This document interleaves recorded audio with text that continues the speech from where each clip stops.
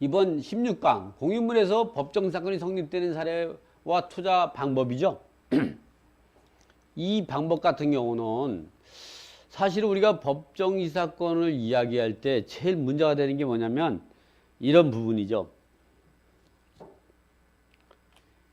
우리가 기본적으로 말할 때는 이렇게 토지와 건물이 동일 소유자 A하고 토지가 A고 건물이 A일 때 이럴 때에 토지에만 근저당이 설정이 되고 나가지고 토지만 경매되고 그리고 토지를 누가 C가 낙찰받았다. 그리고 건물이 A일 때에 법정이사건이 성립된다. 이게 법정이사건 성립 이렇게 판단하죠. 또는 이렇게 얘기할 수도 있죠. A 있는데 건물은 B였어요. 이 상태에서 근저당이 설정이 되고 이 근저당권에 의해서 토지만 경매되는 C가 낙찰받았다. 이랬을 때에는 이 C가 낙찰받고 건물은 B 소유다. 이럴 때에는 법정이사건은 성립이 안 되죠. 또 이런 경우도 있죠. 토지는 A고 건물은 B 땅에 근저당이 설정이 되고 나서 이거에 의해서 토지만 경매돼 가지고 C가 낙찰받았어. 건물은 그 이후에 건물을 졌는데 B가 건물을 이때 A가 건물 소유자예요. 이 상태에서 건물 져서 이상이 됐다. 이럴 때에는 이 근저당권자가 예측하지 못했던 손실을 방지하기 위해서 법정이사건을 인정하게 되는 거죠. 이거는 이 정도는 사실은 이것도 좀 생각할 때 보면 쉽지 않은 거죠. 쉽지 않아요. 여기서도 우리가 놓치지 말아야 될 게 뭐냐. 이 시점에서 성립되든 안 되든 이것만 판단하면 안 된다. 우리가 과거로 타임머신을 타고 과거로 30년을 지나가야 된다는 거죠. 왜냐면 30년 동안 이미 30년 이내에 30년이 지나면 법정이사건 묵시적 갱신이 인정이 안 되기 때문에 건물 철거 당하는 거고 30년이 안 된 시점에서 법정이사건이 성립돼 버렸어요. 또는 관습상 법정이사건이 성립이 됐다. 그럼 이 30년 동안 예를 들어 28년이 지났다 성립되고 그러면 2년 동안은 철거 주장할 수 없는 거예요. 근데 2년도 기울어요. 2년도. 이 때문에 이 시점만 갖고 법정이사건을 판단하지 마라. 그리고 과거 30년을 우리가 판단하라. 이 당시를 기준으로 해서 처음에 법정이사건 성립한지를 판단하고 두 번째는 이 30년 기간 동안에 언제 성립이 됐는지를. 왜 30년만 초과되면 법정이사건은 묵시적 갱신이 인정이 되지 않기 때문에 건물은 철거당하기 때문에. 또 세 번째는 이 당시에 법정이사건이 안 된다고 하더라도 토지임대차 계약에 의해서 건물을 신축했다면 민법 제 622조에 의한 차지권의 대항력이 성립된다. 대항력. 요거를 우리가 잊어버리지 말라. 항상 법정이사건에서는 요 1, 2, 3가 여기 2번이죠. 1, 2, 3가 중요한 거다. 1, 2, 3. 영어로 한번 써볼까요? 1. 야, 근데 이게 2, 이제 이게 2. 3면 TREE가 되나? 예? TH죠. TH. 그리고 RE죠. 내가 여러분이 어떻게 하는가 아는가 분석하기 위해서 내가 그런 거. 제가 영어 이 3를 못 쓰겠어요? 여러분이 아나 내가 판단하기 위해서 한 거지. 물어본 거지. 진짜 내가 모른다고 생각해요? 아니지. 자, 이렇게 이거 세 가지를 생각하는 거야. 1, 2, 3로. 항상. 근데 이렇게만 생각해도 머리가 아프죠? 근데 지금 얘기하는 거는 그게 아니라 땅하고 건물을 두 사람 이상이 공동으로 소유하고 있을 때 이야기하는 거예요. 그래서 법정이사건을 얘기할 때는 이런 거는 그래도 공부할 수 있는데 토지와 건물 소유자가 여러 사람이 있을 때에 법정이사건을 논하려면 참 걱정이 많이 되죠. 땅은 A가 2분의 1, B가 2분의 1, 그리고 건물은 A가 나가져 있어.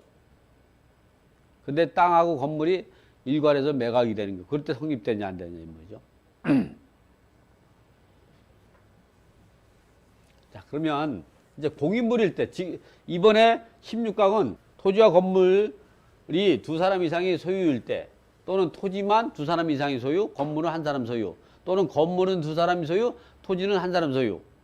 이럴 때에 어느 지분이 매각이 될 때 우리가 법정사건이 성립되냐 안 되냐를 논할 때, 이번 16강은 이 토지와 건물이 공동 소유에서 법정사건이 성립되는 사례를 갖고 이 분석하고, 그럴 때 우리가 어떻게 투자해야 될까 이 부분을 얘기하는 거예요.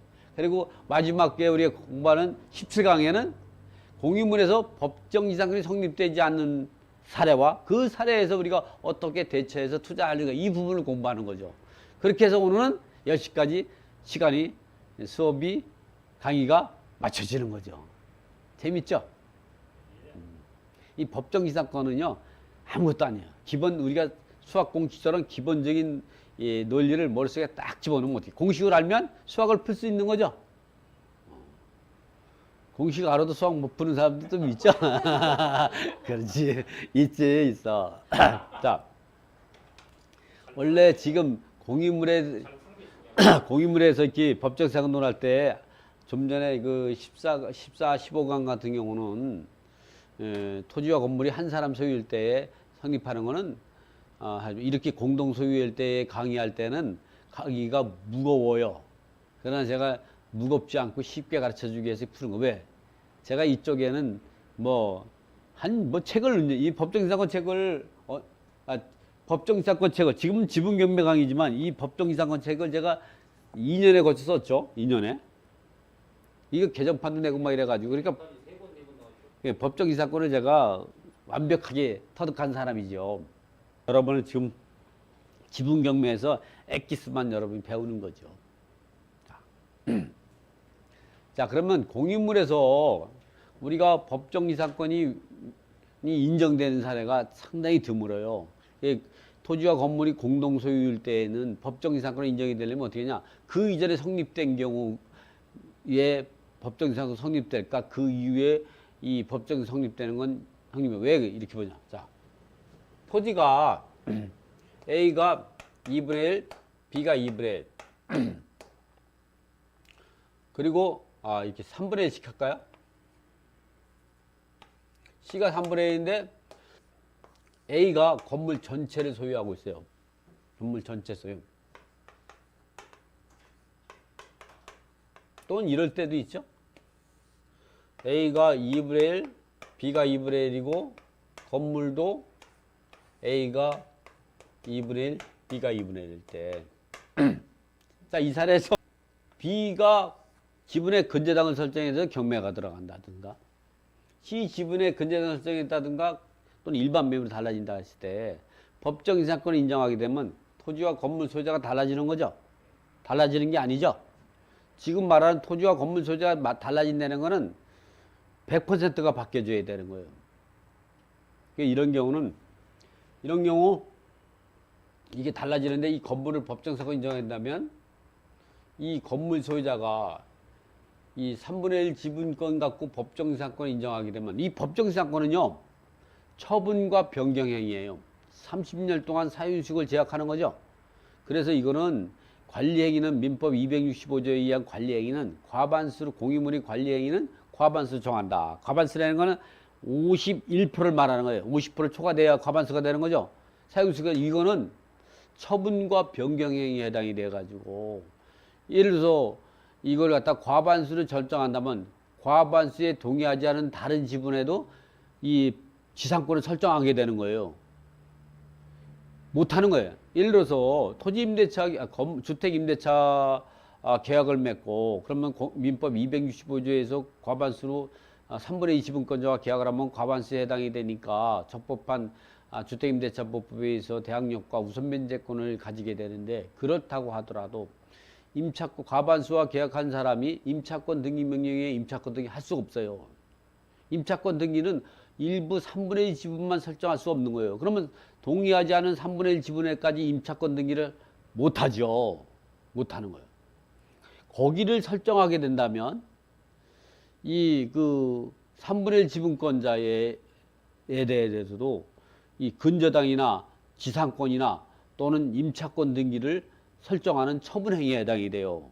여기도 이와 같이 B가 3분의 1, C가 3분의 1인데 설령 이게 토지가 5분의 3이야.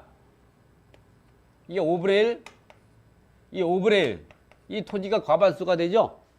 이렇다고 하더라도 건물을 짓는 건 인정이 안 되고, 건물을 졌다고 하더라도 이걸 법정이상권 인정한다면 여기도 법정이상권 설정하는 거예요. 여기도 설정하고 여기도. 남의 땅에 설정하는 게 이해 안 되는 거죠. 법정지상권은 성립이 된다는 건 성립이 하는 게 아니라 땅에다 법정지상권 설정 등기를까지 할 수 있는 거예요. 그러니까 법정지상권을 인정해야 된다고만 이렇게 뚱그루 같은 얘기 아니라 건물 소유자가 토지에다가 법정지상권을 채권자에 의해서 설정할 수도 있어요. 여기도 설정할 등기를 한다고 생각해봐요. 인정이 안 되는 거죠. 그래서 이제 법정지상권 인정이 안 되는 거예요. 왜? 이 사람의 권리를 침해하고 이 사람에게 부당이득을 준다 그래서 인정이 안 돼요. 그래서 공유물인 경우는 법정지상권 성립이 안 돼요. 자, 이때도 봐요. 이렇게 매각이 된다. 이걸 인정하게 된다면 비권리를 침해하고 이 사람의 부당이득을 지게 되고 비권리, B2분의 1 지분에다가 법정지상권 설정하는 행위가 돼요. 등기도 할 수 있어요. 이게 그럼 이 사람한테 부당이득을 주게 되고 이 권리를 침해하게 되는 거죠. 이런 과반수를 할 수가 없는 거예요. 그러니까 그 공유물에서 법정지상권이 성립되려면 그 이전에 성립돼서 달라지는 경우. 예를 들어서 아버지가 토지와 건물 동일 소유자였다가 상속됐는데 땅은 아들들이 스몰 A, 스몰 B, 스몰 C가 3분의 1씩 갖고 이제 돈 안 되는 건물에는 어머니한테 뭐 대문자 B 있죠. B. 어머니가 B죠. 아버지가 동급이니까. 그래서 바뀌면 아버지가 사망 즉시 관습법상 법정이 성립되는 거죠. 그런데 이렇게 그래서 공유물인 경우는 법정지상권이 인정되지 않나요. 근데 이 사례는 16강에서는 뭐냐, 법정지상권이 성립되는 사례와 투자 방법이죠. 그래서 공유물에서도 법정지상권이 성립되는 게 세 가지가 있어요. 이거를 벗어나는 거는 성립이 안 되는 거예요.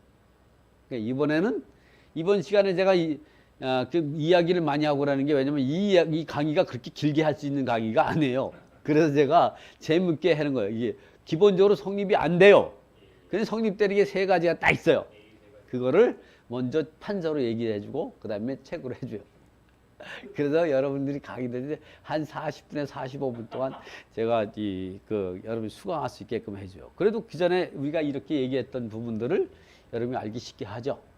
자, 그럼 지금부터는 이 공유물일 때, 공유물이라는 거는 토지와 건물이 공동 소유일 때에 이 어느 일부 지분이 달라져 가지고 이 법정지상권이 성립되는 이 사례를 말하는 거기 때문에 그것만 완벽하게 알면 그 이외의 모든 권리는 성립이 안 돼요. 근데 성립이 안 된다고 해도 아까 같이 1, 2, 3가 있죠. 1에서는 성립이 안 되더라도 2, 과거 30년 동안은 성립될 수가 있어요. 30년 세월은 법정지상권이 몇 번 바뀔 수도 있는 거예요. 그 다음에 토지 민법 622조에 의한 차지권 의량력이 있죠. 토지 소유자와 건물 신축을 목적으로 토지 임대차 한 임차인이 토지 임대차 계약을 맺고 건물을 신축해서 보존 등기 이후에 토지 소유자가 변경이 되면 그 새로운 소유자에게 종전 소유자의 토지 소유자의 임대인지를 그대로 승계시키는 걸 우리 차지권 의량력이니까 그것도 굉장히 막강한 힘이죠. 토지 임대차 계약은 뭐 10년, 20년 되겠어요. 30년짜리도 있고 어떻게 보면 100년짜리도 할 수 있잖아요. 자, 그러면 공유물에서 법정지상권 성립되는 경우가 어떤 경우냐? 첫 번째는 이뭐 초등학생 가르치는 것 같아요. 그치? 첫 번째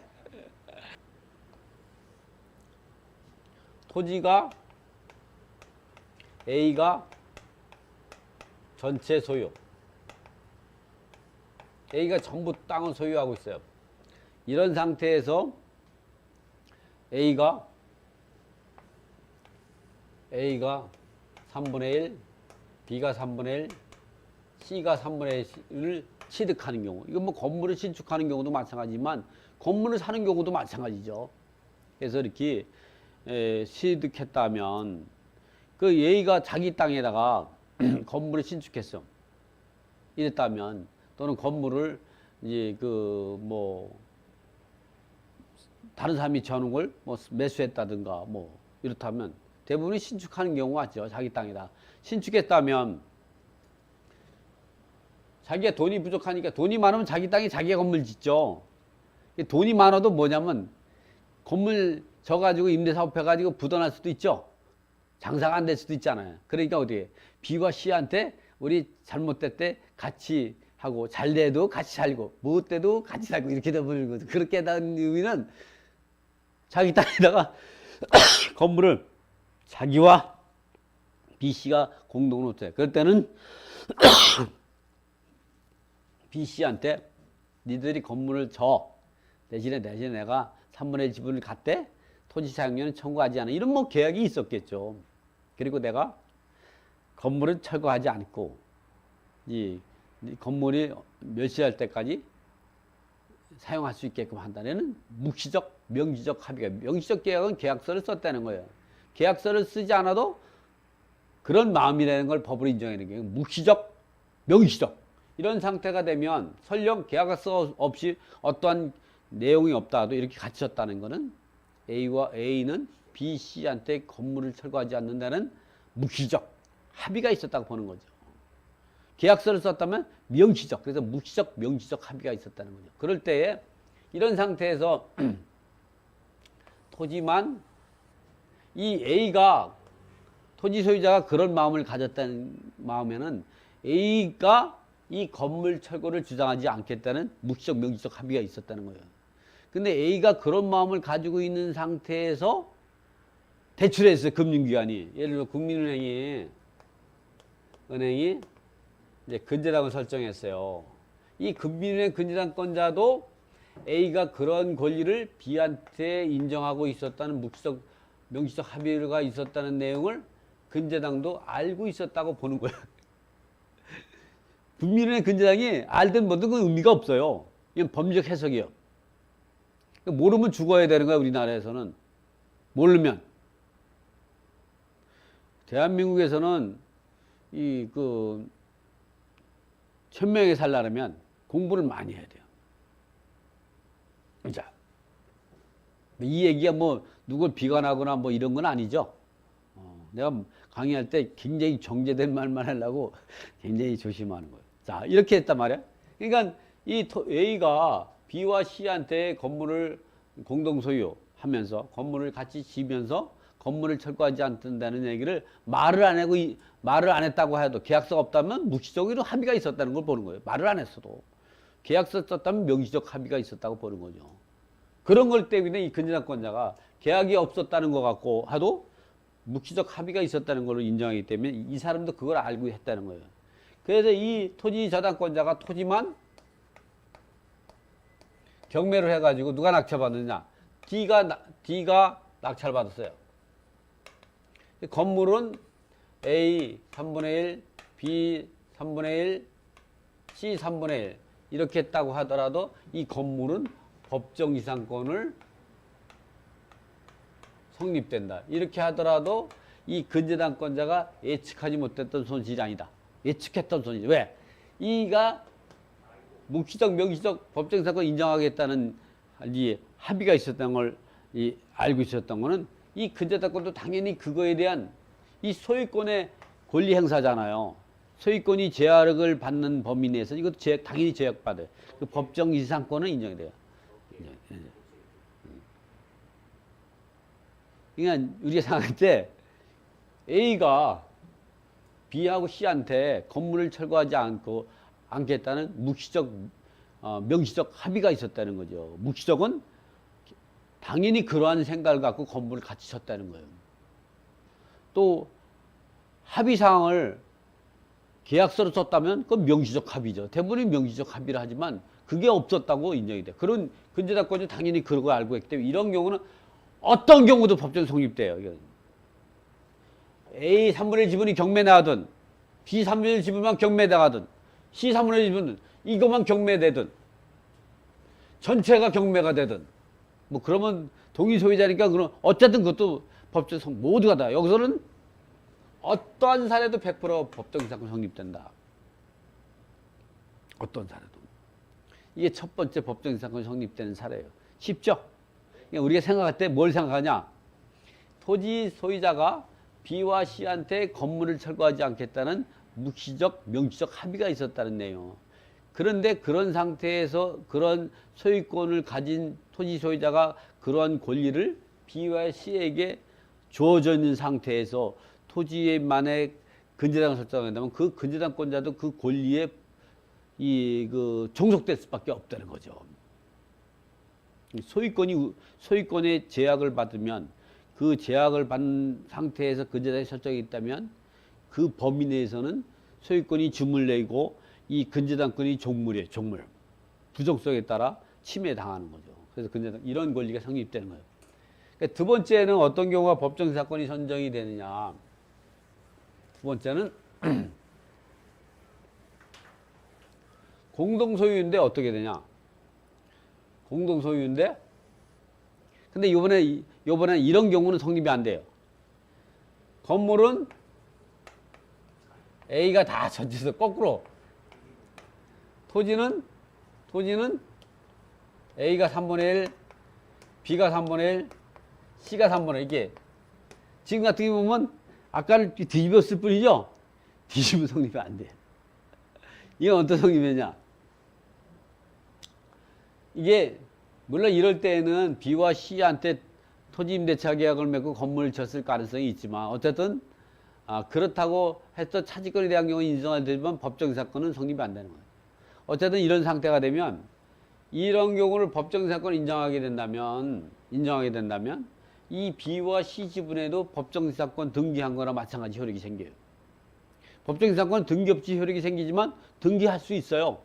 건물 법정 사건자가. 등기 없이 처분하게 되면 새로운 취득한 사람은 법정이사건을 승계 취득할 수 있는 권리만 가질 뿐이지 법정이사건자는 아니다. 그렇지만 법정이사건자는 아니지만 법정이사건을 승계 취득해서 법정이사건을 채권자 대회에서 등기를 청구할 수 있는 권리를 가진 사람을 상대로 법정이사건자가 아님을 원인으로 해서 토지 소유자가 건물을 철거를 주장하는 것은 실의 성실의 원칙에 따라 이제 인정되지 않는다는 거죠. 승계 취득할 수 있는 권리를 가진 사람한테 건물 철거권을 주장할 수 없어요. 그런지 어쨌든 이럴 때에는 이 권리를 침해하고 A 소유자에게 부당이득을 주게 된다는 거예요. 그래서 이런 경우는 법정사건이 안 돼요. 모양만 바뀌었을 뿐인데 왜? 아까는 자기 땅에다가 건물을 같이 졌을 때 그 B와 C한테 묵시적 명시적 약속을 한 거죠. 그럼 누가 건물을 줘? 금방 토지 짓고 나서 니네 건물 철거할 거야. 어떻게? 니네 철거 돈병이 니네가 5억 해서 한 15억, 나까지 15억이 들어서 건물 졌는데 철거할 거야. 어떻게? 니네 손 떼. 어떻게? 니네 공사비 2억 5천, 2억 5천 절반만 줄 테니까 손 떼라. 이렇게 하면 어떻게 하세요? 얼마든지 그런 나쁜 마음이 나올 수가 있죠. 그런 걸 방지하기 위해서 아까 같은 그런 내용이 나온 거예요. 그렇지만 이게 안 돼. 지금 그 얘기 하려고 하는 거니까 지금 그 얘기 두 번째 사례야. 두 번째 사례는 어떠냐면 2단계 두 번째 성립되는 요건은 뭐냐면 이런 거죠. 토지가 A가 3분의 1, B가 3분의 1, C가 3분의 1이요. 건물도 A가 3분의 1, B가 3분의 1, C가 3분의 1인데 이 토지 전체에 대해서 근저당이 설정이 돼서 토지 전체가 경매가 돼요. 그래서 누가 낙찰받냐? D가 낙찰받아요. 건물은 A, B, C죠. 이럴 때는 법정이상권을 인정. 아니면 또 건물에 근저당 설정이 돼가지고 건물 전체가 경매돼. 그래가지고 토지와 건물 소유할 때는 건물이 법정이상권이 성립되는 거예요. 이럴 때에는 토지와 건물 소유자가 동일 소유자 요건에 있다가 달라지는 거죠. 설령 토지와 건물이 지분 비율이 달라도 마찬가지예요. 그때 이런 경우는 법정 이상권 인정이 된다. 그렇지만 이렇게 달라진다든가 이렇게 달라진다든가 또는 이렇게 해서 다 달라지고 요건 안 달라진다. 이때 성립이 안 돼요. 이 지분자의 권리를 침해하기 때문에 법정상권. 왜냐하면 법정이상권은 물권이기 때문에 그 소유자의 동의 없이 거기다가 설정할 수 없어요. 근데 여러분이 법정이상권 이해가 안 되면 그 다른 사람 지분에 근저당을 설정한다고 생각해봐요. 그거를 근저당을 갖다가 그 사람 동의 없이 근저당 설정할 수는 없는 거잖아요. 법정이상권도 물권이기 때문에 설정 행위에 해당된다. 자, 이번에는 뭐냐? 구분소유적 공유관계에 있을 때 법정이상권이 인정이 돼. 구분소유적 공유관계. 예, 구분소유적 공유관계 같은 경우는 어떤 걸 말하냐면은 토지를 등기부상은 공유물로 등기돼 공동소유로 등기되어 있지만 실질적으로는 소유자가 분리된 형태를 우리가 구분소유적 공유관계라고 그걸 갖다가 상호 명의 신탁 신탁 계약이라고 하죠. 상호 명의 신탁이라고 상호 명의 신탁. 그래서 자기 지분을 갖다가 상대방과 이렇게 요거를 부분 소유적 공유. 세 번째는 부분 소유적 공유관계. 실무에서는 구분 소유적 공유관계가 상당히 많아요. 강남에도 마찬가지고. 집합건물이 만들어지기 전에 집합건물 소유 및 관리 관한 법률이 만들어지기 전에 뭐 아파트는 오래됐지만 다세대나 연립주택에 대한 집합건물법이 만들어지기 전에는 전부 구분 소유적 공유관계. 그 이후에는 협동주택 이런 거로 많이 만들어졌죠. 그거를 상호 명의 신탁이라고 하죠. 이 얘기는 뭐냐면 토지가 한 필지야. 한 필지. 그런데 요걸 두 사람이 나눴어. 이 전물. 등기부에는 나눠진 게 안 보이죠. 자기들끼리 약속을 했어. 이거를 구두로 할 수도 있고 계약서도 있어도 되고 구두해도 되는 거예요. 계약은 원래 구두도 이렇게 생기는 거예요. 어떻게 했냐? 자기들끼리 지도를 그려서 이렇게 기역, 니은, 디귿, 리을, 미음, 비웃을 기역, 니은, 디귿을 A 거로 하고 B 거로 하고. 근데 등기부를 보면 그냥 A가 2분의 1, B가 2분의 1 이렇게 공동소유로 돼 있지만 이건 자기들끼리만 알아요. 이래가지고 자기 땅에다가 A가 건물을 짓고 B 땅에 B가 건물을 졌을 때 자기 2분의 1 지분에다가 근저당을 설정했단 말이에요. 이 근저당을 설정을 하고서 이 2분의 1 지분이 누가 받겠냐? C가 2분의 1을 낙찰받았어요. B 2분의 1은 그대로 남아있고 여긴 여기 건물 있고 여기가 A가 있는 경우 이럴 때 이 A 건물이 법정이사건이 성립되는 거예요. 이 건물이 성립되는 게 아니라 전혀 별개의 이거랑 절명이에요. 그래서 이런 경우는 이제 우리가 공유물 분할 소송도 인정이 안 되는 거예요. 공동소유인데 이 등기부상 공동이지만 엄연히 이건 분리된 거예요. 이거는 필지를 분할하는 방법으로 가야죠. 법적으로 그 분할 금지 대상 그 면적이 아니라고 하면. 그래서 이럴 때는 독립이 된다. 근데 가까다가 질 때 이렇게 자기들끼리 약속을 해놓고 건물을 이렇게 반대로 줬어요. 이를 반대로. 자기가 약속을 도면을 기는데 도면을 거꾸로 읽은 거죠. 이래서 법정사건 인정이 안 된 사례가 있어요. 대법원 판례가. 반드시 이럴 때, 요건 A고, 요거 A고, 요건 B고, 이럴 때, 여기 설정이 달라졌다면 이게 법정상 성립되는 거고, 여기가 아니라 근저당이 여기 설정이 됐다가 달라졌다면 이게 성립되는 거고, 또는 이 건물 A 근저당 설정이 달라졌다면 이게 성립되는 거고, 이 달랐다면 이게 성립되고, 이게 구분소유적 공유관계는 전혀 다른 겁니다. 이게 공유물에서 법정이사건이 성립되는 건 이렇게 세 가지 사례밖에 없다. 한번 책으로 돌아가서 한번 좀 책을 보면서 다시 설명하면 이런 내용을 책에는 이 설명을 해놓은 것 뿐이에요. 핵심은 이거로 끝난 거예요.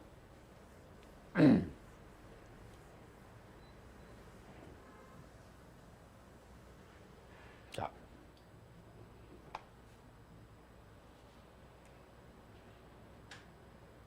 어쨌든 우리가 지금 볼 때는 이같이 공인물에서 기본적으로는 다른 권리자의 그 공동소유일 때에는 어느 일부 지분이 변경을 해서 법정행사하면 다른 지분권자의 권리를 침해하고 이 경매당한 토지 지분권자에 속한 건물 소유자에게 법정행사권을 인정하게 되면 부당이득을 주게 되고 거기에 참여하지 않은 다른 지분권자의 지분에 대해서 법정행사권을 설정하는 행위가 돼요. 설정하는 거라 따지면 이 감각적으로 생각하면 그게 이해가 안 될지 모르지만 이 법정행사권은 등기할 수가 있는 거거든요. 그러니까 등기를 할 수 있다고 봐요. 남의 땅에다 등기하는 꼴이 돼버리죠. 그렇기 때문에 그런 경우 인정하지 않는 거예요. 그렇지만 아까 같이 토지만 소유자가 자기 의사에 의해서 건물을 같이 줬어.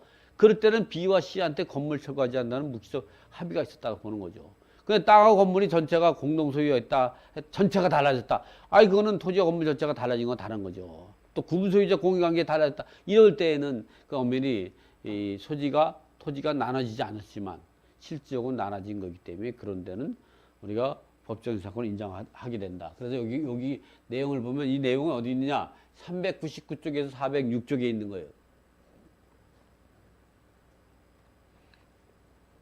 지금과 같이 토지와 전체 소유고 건물은 가, 물, 병이 세 있는데 여기에 전체의 소유의 근저당이 설정이 된 거죠.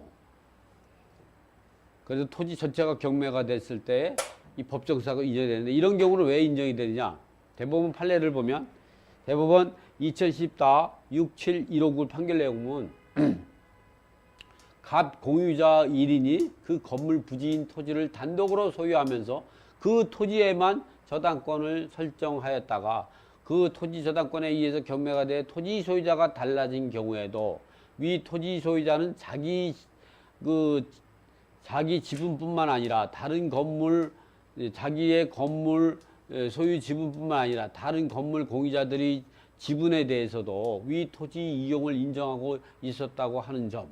이 저당권자도 저당권 설정 당시에 그러한 토지 소유자가 묵시적 명시적으로 이 권리를 인정하고 있다는 이제 그 사실을 이러한 법정이사건의 부담을 예상할 수 있었으므로 불측이란 예측하지 못한 손실을 입는 점도 아닌 점 또는 건물을 철거로 인해서 사회 경제 손실을 방지할 공익성이 필요성도 인정되는 점에서 비춰볼 때 위 건물 공유자들은 민법 366조에 의한 토지의 전부에 대해서 건물 존속을 위한 법정이사건 30년을 취득한다고 봐야 한다는 판결 내용이에요. 그래서 그 내용은 이제 보면 대법원 판례는 이렇게 제가 다 정리해 놨죠. 내용은 이제 그런 내용이다. 같은 법리로 갑 토지 전체와 갑 건물 3분의 1 지분만 경매가 되더라도 마찬가지라는 거죠. 이런 경우는 어떠한 경우도 모든 경우도 법정사건이 인정이 돼요. 어떤 경매가 돼도.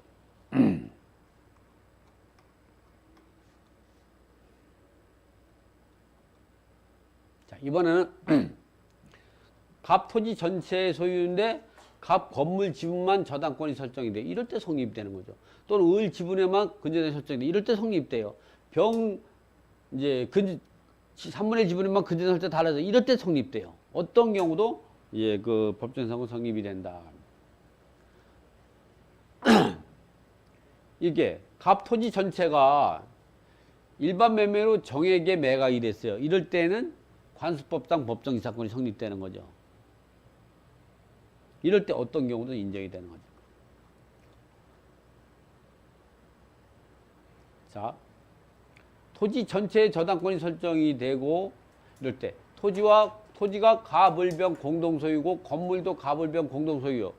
이 토지 전체에 대해서 근저당이 설정이 됐다가 토지 전체가 경매가 됐다면 동일 소유자에 따라 달라지는 게 똑같은 거죠. 이럴 때 이 법정이사건이 인정이 돼. 여기뿐만 아니라 반대로 건물 전체의 근저당이 설정이 됐다가 달라지는 경우도 토지가 가불병 3분의 1이고 건물도 가불병 3분의 1인데 건물 전체의 근저당을 설정이 돼서 건물만 경매되더라도 토지와 건물이 동일 소유주에 달라지기 때문에 이런 경우도 법정 사건이 인정해야 된다. 이 말이죠. 이번에는 구분소유적 공유관계에 의한 법정 이사건 성립 여부가 나오는 거죠. 이 구분소유적 공유란 한 필지 토지 중 위치, 면적, 평수가 특정된 일부를 양수하고서 또 분필에 의한 소유권 이전 등기를 하지 않고 그 필지 전체 평수에 대한 양수 부분이 면적 비율에 상하는 공유지분 등기를 격려. 이건 뭐냐면 등기부에는 그냥 보면은 그냥 갑 2분의 1, 병 2분의 1 이렇게 공동소유로 돼 있어요. 그래서 아무도 몰라. 본인들만 알아요. 왜? 묵시적으로 이 구분소유적 공유관계를 묵시적으로 계약한 경우가 많거든요. 옛날에 다 그랬죠. 말로 했지. 이건 네 땅, 이건 내 땅 이렇게 했죠. 지금도 여기 보면 상도동도 마찬가지고 강남에도 그런 거 많아요. 한 필지에 두 사람이 딱 있어요. 구분소유적 공유, 상호 명의 딱 관계죠. 이게.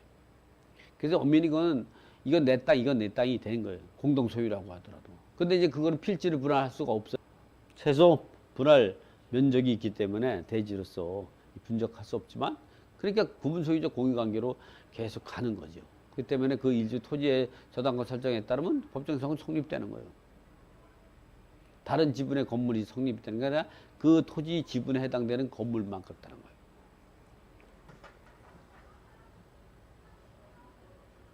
이렇게 한 필지 토지 중 일부를 특정하여 매수하고 다만 그 소유권 이전 등기만은 한 필지 전체에 대해서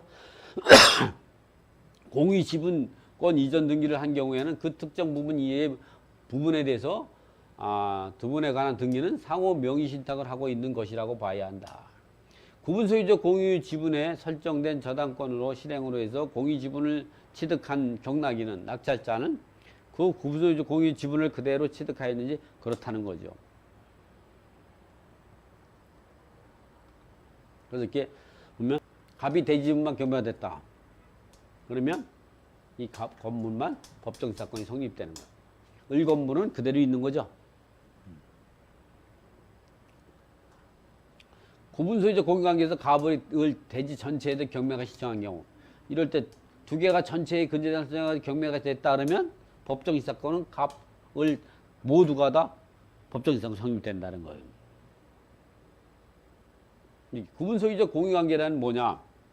구분소유적 공유관계는 어떤 토지에 관하여 그 위치와 면적을 특정하여 여러 사람이 구분소유하기로 약정이 있어야만 적법하게 성립할 수 있고 공유자들 사이에 그 공유물을 분할하기로 약정하고 그때부터 각자의 소유로 분할된 부분을 특정하여 각자 점유 사용하여 온 경우에도 구분소유적 공유관계가 성립할 수 있지만 공유자들 사이에 특정 부분을 각자의 공유자들에게 배타적으로 귀속시키려는 의사의 합치가 이루어지지 않은 경우에는 이런 관계 성립합니다. 그래서 이 경우 보면 구분소유적 공유관계 같은 경우는요. 한 필지가 A가 3분의 1, B가 3분의 1, C가 3분의 1인데 여기다가 짓고 이렇게 A, B, C가 건물을 짓는 경우도 있지만 이런 경우도 많아요. 어떻게 하냐면 세 사람이 같이 건물을 져요. 1층, 2층, 3층. 3층은 A 거, 2층은 B 거, 이렇게. 1층은 좀 가치가 좀 덜하니까 1층은 좀 지하까지 가져라 할 수도 있죠. 그건 뭐 자기들이 약정한 거예요. 아니면 건물 신축할 때 이 비용을 좀 적게 부담할 수도 있고. 이렇게 해서 이것도 구분소유적 공유관계예요. 쉐어한다로 쉐어. 땅콩주택. 이거 엄연히 이게 집합건물법이 생기기 전에 다세대 연립주택 같은 데서 설립되기 전에 다가구주택을 이렇게 구분소유적 공유관계로 가져서 집합건물처럼 사용하던 시점이 있고 이런 경우는 각각 분양권도 나와요. 각각. 재건축, 재개발할 때 각각 분양권도 나온다.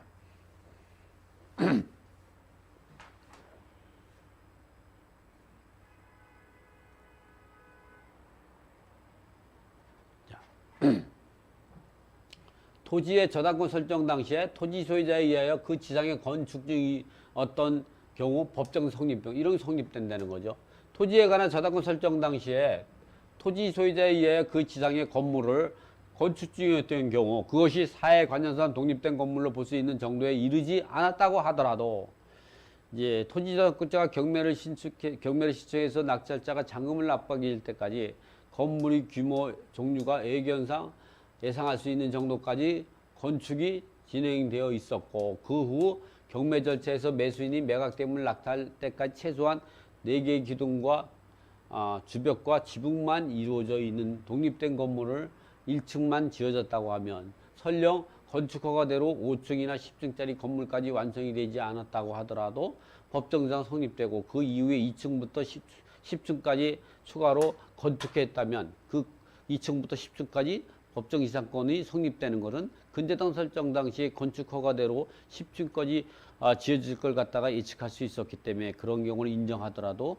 예측하지 못했던 법정 이상권이 아니고 예측했던 손실이기 때문에 그런 경우는 법정 이상권은 10층까지 성립된다. 그러나 토지 저당권자가 경매를 신청해서 잔금을 납부할 때까지 1층이 완성되지 못한 상태고 기초공사만 하고 있는 상태라면 법정 이상권은 성립되지 않는다. 이렇게 공유물에서 법정 이상권이 성립되는 사례와 투자 방법은 이런 방법을 이해하고 투자해야 된다. 요 16강은 이거로 마치도록 하겠습니다. 수고했습니다.